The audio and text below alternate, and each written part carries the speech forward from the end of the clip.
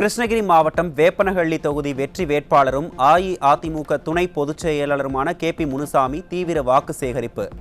சூளகிரி ஒன்றியத்தில் பொதுமக்களை சந்தித்த கழக வெற்றி வேட்பாளர் தேர்தல் வாக்குறுதிகளை எடுத்துக் கூறி இரட்டை இலை சின்னத்திற்கு ஆதரவு திரட்டினார்.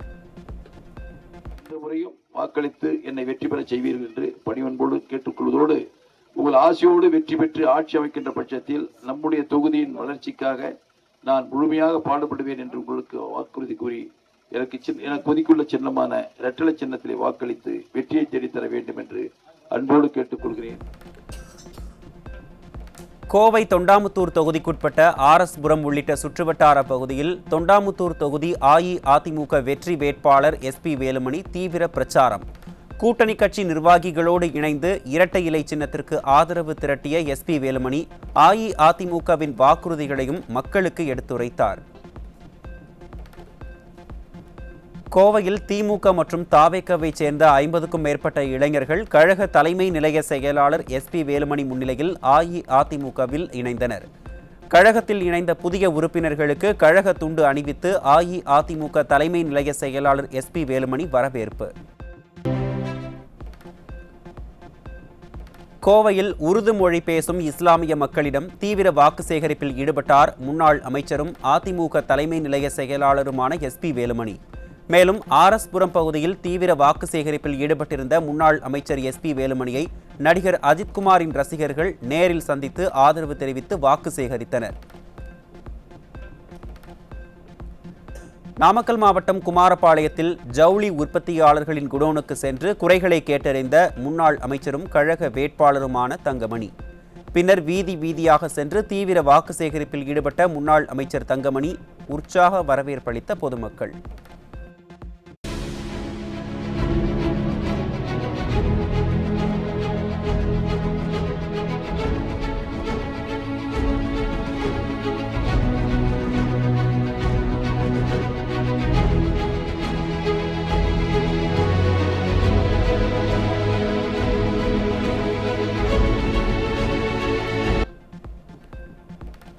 விழுப்புரம் மாவட்டம் மயிலம் சட்டமன்ற தொகுதிக்குட்பட்ட கிராமங்களில் வாக்கு சேகரிக்க சென்ற கழக வேட்பாளரும் மாநிலங்களவை உறுப்பினருமான CV சண்முகத்திற்கு பொதுமக்கள் பிரம்மாண்ட வரவேற்பு. அஇஅதிமுக தேர்தலில் வென்று ஆட்சி அமைத்ததும் வாக்குறுதி அளித்தபடி அனைத்து திட்டங்களும் நிறைவேற்றப்படும் எனவும் பொதுமக்களிடம் கழக வேட்பாளர் CV சண்முகம் உறுதி. அம்மா ஆட்சியில் எடப்பாடி ஆட்சியில் தாலிக்கு தங்கம் கொடுத்தோம். இன்னைக்கு என்ன ஆச்சு? இன்னைக்கு தங்க விலை என்ன வாங்க முடியுமா? இன்னைக்கு எடப்பாடியார் சொல்லியிருக்காரு, என் தலைமையில் அம்மா ஆட்சி அமைந்த உடனே மீண்டும் தாலிக்கு தங்கம் திட்டம் தொடரப்படும் சொல்லியிருக்கிறார். 3 சிலிண்டர் இலவசம் சொல்லியிருக்கிறார். தீபாவளி பொங்கலுக்கு பட்டு வேட்டி பட்டு சேலை, பொங்கலுக்கு ரூபாய் 1000 கொடுக்கப்படும். விவசாய கடன் முற்றிலுமாக தள்ளுபடி செய்யப்படும் சொல்லியிருக்காங்க. விவசாயிய உற்பத்தி நீங்கள் செலவு செய்கிறீங்களே பயிர் வைக்கிறதுக்கு, அதுக்கு ஹெக்டருக்கு 15,000 ரூபாய் மானியம், உற்பத்தி மானியம் தரப்படும் சொல்லியிருக்கிறார். இப்படி பல்வேறு திட்டங்களை உங்களுக்காக இன்னைக்கு எடப்பாடியார் அவர்கள் கொடுத்திருக்கிறார்கள். அனைத்து திட்டங்களும் உங்கள் பகுதிக்கு விரைந்து நான் கொண்டு வருவேன். சேலம் மாவட்டம் தேவூர் அரசு பள்ளியில் மாணவிகளுக்கு பாலியல் தொல்லை கொடுத்த ஆசிரியர் போக்சோ வழக்கில் பிடிபட்ட நிலையில் திமுக ஆட்சியில் பள்ளிகளில் கூட பாதுகாப்பு இல்லை என பாமக தலைவர் அன்புமணி ராமதாஸ் கண்டனம். குழந்தைகளுக்கும் பெண்களுக்கும் பாதுகாப்பு தராத திமுகவுக்கு வரும் தேர்தலில் படு தோல்வியை பரிசாக மக்கள் அளிப்பார்கள் என்றும் பாமக தலைவர் அன்புமணி ராமதாஸ் விமர்சனம். கரூர் வெண்ணெய் மலையில் இனாம் நில உரிமை மீட்பு பொதுக்கூட்டத்திற்காக துண்டு பிரசுரம் வழங்கிய தமிழக விவசாயிகள் பாதுகாப்பு சங்கத்தினர் மீது திமுக குண்டர்கள் அராஜகமாக தாக்குதல் நடத்தியதற்கு பாஜக மாநில முன்னாள் தலைவர் அண்ணாமலை கண்டனம். திமுக குண்டர்களை உடனடியாக கைது செய்து கடுமையான நடவடிக்கை எடுக்க வேண்டும் என்றும், இல்லையெனில் மக்கள் இதற்கு தக்க பதிலை தேர்தலில் வழங்குவார்கள் என்றும் தெரிவித்துள்ளார்.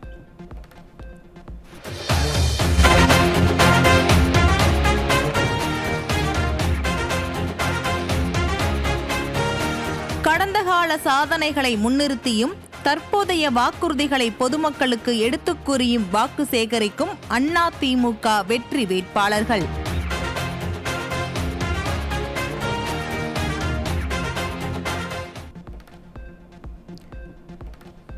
சென்னை திருவொற்றியூர் தொகுதியில் குப்பன், நாமக்கல் மாவட்டம் சேந்தமங்கலம் தனி தொகுதியில் சந்திரசேகரன், திருவள்ளூர் மாவட்டம் பொன்னேரி தொகுதியில் சிறுநியம் பலராமன், நாமக்கல் மாவட்டம் திருச்செங்கோடு தொகுதியில் SRMT சந்திரசேகர் ஆகியோர் தீவிர தேர்தல் பரப்புரை. அஇஅதிமுகவின் தேர்தல் வாக்குறுதிகளை கூறி இரட்டை இலை சின்னத்திற்கு ஆதரவு கோரினர்.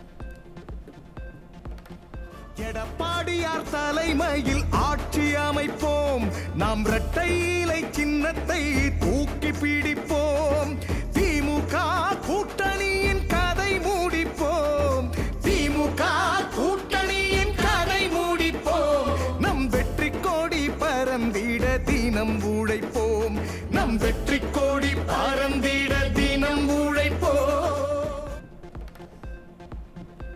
கோவை மாவட்டம் மேட்டுப்பாளையம் தொகுதியில் OK சின்னராஜ், மதுரை மாவட்டம் மேலூர் தொகுதியில் பெரிய புள்ளான் என்கிற செல்வம், ஈரோடு மாவட்டம் பெருந்துறை தொகுதியில் ஜெயக்குமார், தூத்துக்குடி மாவட்டம் விளாத்திக்குளம் தொகுதியில் சத்யா ஆகியோர் தீவிர வாக்கு சேகரிப்பு.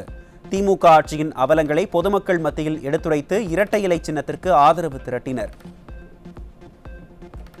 எடப்பாடியார் தலைமையில் ஆட்சி அமைப்போம், நாம் இரட்டை இலை சின்னத்தை தூக்கி பிடிப்போம், திமுக கூட்டணியின் கதை மூடிப்போம், திமுக கூட்டணியின் கதை மூடிப்போம், நம் வெற்றி கோடி பறந்திட தினம் உழைப்போம், நம் வெற்றி கோடி பறந்திட தினம் உழைப்போம். திருவள்ளூர் தொகுதியில் BV ரமணா, வேலூர் மாவட்டம் அணைக்கட்டு தொகுதியில் அணைக்கட்டு வேலழகன், ஈரோடு கிழக்கு தொகுதியில் மனோகரன், திண்டுக்கல் மாவட்டம் பழனி தொகுதியில் ரவி மனோகரன் ஆகியோர் தீவிர வாக்கு சேகரிப்பு. தமிழகத்தில் மீண்டும் நல்லாட்சி மலர்ந்திட இரட்டை இலை சின்னத்திற்கு வாக்கு சேகரித்தனர். எடப்பாடியார் அமரனும் ஆட்சியிலே, இவர் ஆட்சியில் அமர்ந்தால் தமிழ்நாடு இனி அனைத்திலும் உயர்ந்திடும் புகழோடு, நாம் இரட்டை இலை சின்னத்தை தூக்கி பிடிப்போம், திமுக கூட்டணியின் கதை மூடிப்போம், திமுக கூட்டணியின் கதை மூடிப்போம். நாகப்பட்டினம் மாவட்டம் வேதாரண்யம் தொகுதியில் OS மணியன், சென்னை மாதவரம் தொகுதியில் மாதவரம் மூர்த்தி, திருவள்ளூர் மாவட்டம் திருத்தணி தொகுதியில் திருத்தணி கோ அரி, திருச்சி மாவட்டம் திருவெரும்பூர் தொகுதியில் ப. குமார் ஆகியோர் தீவிர தேர்தல் பிரச்சாரம்.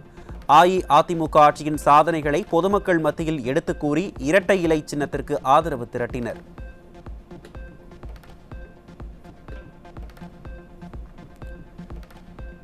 திருச்சி மாவட்டம் துறையூர் சட்டமன்ற தொகுதியில் அஇஅதிமுக சார்பில் போட்டியிடும் வேட்பாளர் சரோஜா வயலில் இறங்கி பெண்களுடன் நாற்று நட்டு நூதன முறையில் வாக்குகள் சேகரிப்பு. தமிழகத்தில் விவசாயி ஆட்சி மலர இரட்டை இலை சின்னத்திற்கு ஆதரவு தருமாறு பிரச்சாரம்.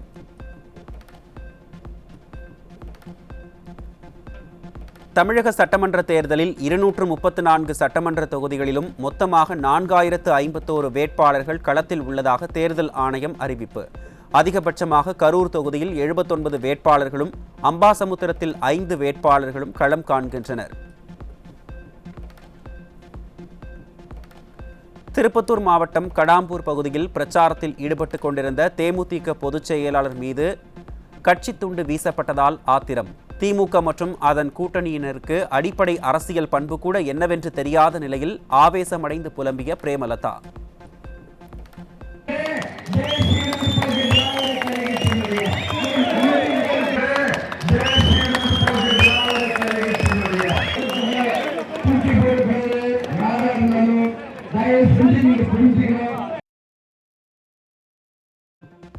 தமிழக காவல்துறை தலைமை இயக்குனர் சந்தீப் ராய் ரத்தோர் அனைத்து காவல்துறை இயக்குனர் மற்றும் காவல்துறை கூடுதல் தலைமை இயக்குநர்களுக்கு வாரந்தோறும் நடைபெறும் தேர்தல் தொடர்பான கூட்டத்தில் பங்கேற்க கோரி சுற்றறிக்கை மூலம் உத்தரவு. அரசியல் பிரபலங்களின் பரப்புரைகள் குறித்து திட்டமிடுவது, பரப்புரைக்கு அனுமதி கோருவோருக்கு ஆய்வு செய்து அனுமதி வழங்குவது உள்ளிட்ட தேர்தல் பணிகளில் தயார் நிலையில் இருக்க வேண்டும் எனவும் சுற்றறிக்கையில் டிஜிபி தெரிவிப்பு. புதுக்கோட்டை மாவட்டம் அறந்தாங்கி அருகே உரிய ஆவணம் இன்றி ATM-இல் பணம் நிரப்ப கொண்டு செல்லப்பட்ட 68 லட்சம் ரூபாய் பணத்தை பறக்கும் படையினர் பறிமுதல் செய்ததால் பரபரப்பு. வங்கி நிர்வாகம் உரிய ஆவணத்தை சமர்ப்பித்து பணத்தை திரும்ப பெற்றுக் கொள்ளுமாறு அதிகாரிகள் அறிவுறுத்தல். வேட்புமனுவை திரும்பப் பெற கடைசி நாள் நேற்றுடன் முடிவடைந்த நிலையில் தமிழகத்தில் 4654 வேட்பாளர்கள் களத்தில் உள்ளதாக தேர்தல் ஆணையம் அறிவிப்பு. சின்னத்துடன் கூடிய இறுதி வேட்பாளர் பட்டியல் இன்று வெளியாகும் என எதிர்பார்ப்பு. மயிலாடுதுறை மாவட்டம் செம்மங்குடி பேருந்து நிலையம் அருகே தேர்தல் பறக்கும் படையினர் வாகன தணிக்கையில் ஈடுபட்ட போது காரில் உரிய ஆவணங்களின்றி எடுத்து வரப்பட்ட 14 லட்சம் ரூபாய் ரொக்கப்பணம் பறிமுதல். பறிமுதல் செய்யப்பட்ட 14 லட்சம் ரூபாய் ரொக்கப்பணமும் வருமான வரித்துறையினரிடம் ஒப்படைப்பு.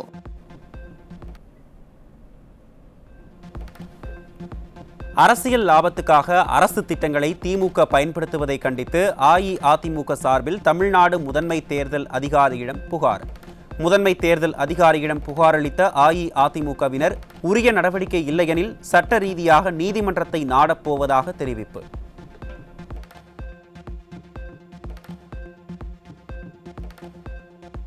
மத்திய அரசு வழங்கிய நிதியை திமுக அரசு தவறாக பயன்படுத்தியதாக குற்றம் சாட்டியுள்ள மத்திய அமைச்சர் பியூஷ் கோயல், மக்களுக்கு வழங்கப்பட்ட பணம் எங்கே போனது என்பது குறித்து ஸ்டாலின் விளக்கமளிக்க வேண்டுமென வலியுறுத்தல்.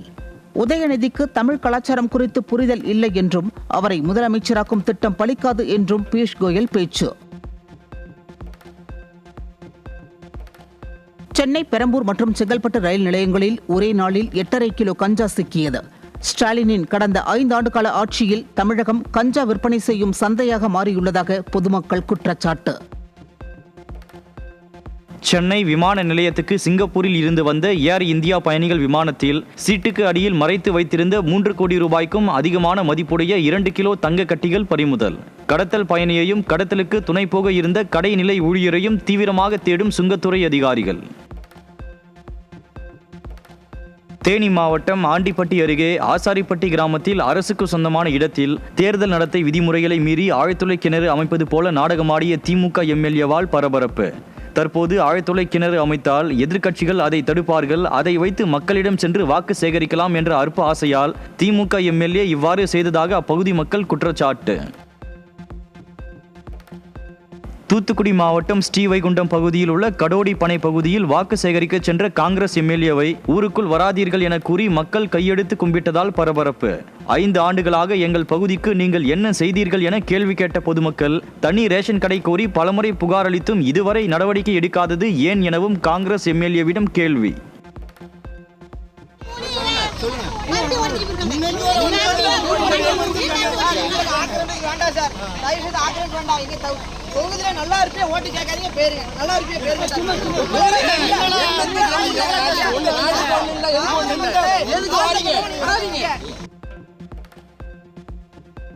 திருவள்ளூர் மாவட்டம் மாதர்பாக்கத்தில் காரில் பெண்கள் போல பர்தா அணிந்து துப்பாக்கியுடன் வந்த 5 கொண்ட கொள்ளை கும்பல் நகைக்கடைக்குள் புகுந்து அட்டகாசம். தேர்தல் நேரத்தில் காவல்துறையின் பாதுகாப்பு பலமாக இருக்கும் போதே இதுபோன்ற சம்பவங்கள் நடப்பது திமுக ஆட்சியின் சட்டம் ஒழுங்கு சீர்கேட்டிற்கு சான்று என மக்கள் சாடல்.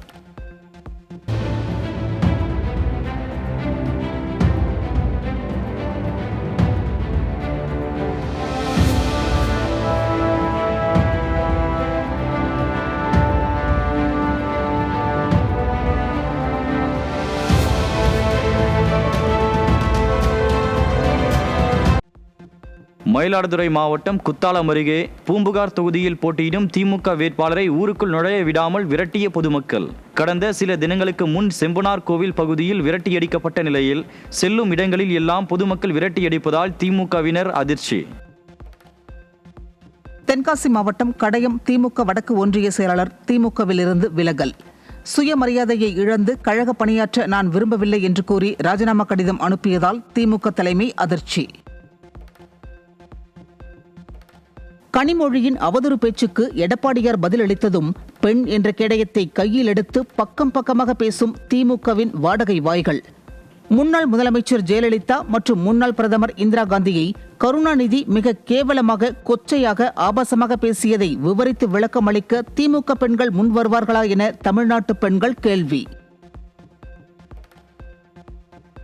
திமுக கூட்டணியில் கேட்டது ஒன்று கிடைச்சது ஒன்று, அழைப்பும் இல்லை மரியாதையும் இல்லை என மீண்டும் காங்கிரஸ் நாடாளுமன்ற உறுப்பினர் மாணிக்கம் தாக்கூர் அதிருப்தி. காங்கிரஸ் நிர்வாகிகள் கனத்த இதயத்துடன் இருக்கிறார்கள் என பிரச்சார கூட்டத்தில் மாணிக்கம் தாக்கூர் புலம்பிய நிலையில் திமுக கூட்டணிக்குள் மீண்டும் சலசலப்பு.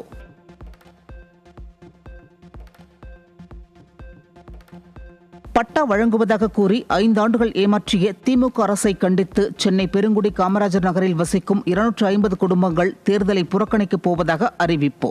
திமுக அரசின் நிர்வாக திறமையின்மை காரணமாக பல மாவட்டங்களில் தேர்தல் புறக்கணிப்பை மக்கள் அறிவித்து வருவதால் ஆளும் கட்சிக்கு அதிகரிக்கும் நெருக்கடி.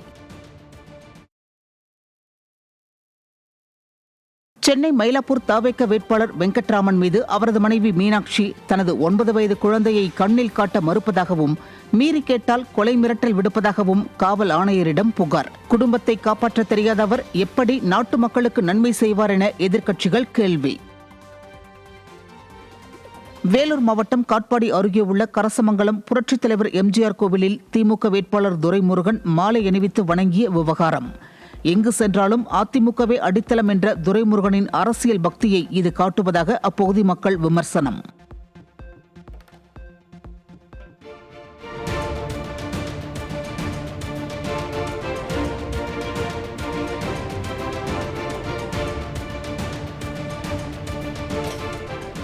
அஇஅதிமுக வெற்றி வேட்பாளர்களை ஆதரித்து காஞ்சிபுரத்தில் கழக பொதுச் செயலாளர் எடப்பாடி கே பழனிசாமி இன்னும் சற்று நேரத்தில் தேர்தல் பிரச்சாரத்தில் ஈடுபட உள்ளார்.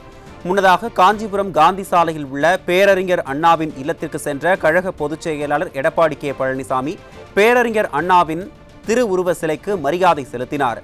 இது குறித்த கூடுதல் விவரங்களை வழங்குகிறார் செய்தியாளர் ராம்குமார். வணக்கம் ராம்குமார், விவரங்களை சொல்லுங்க.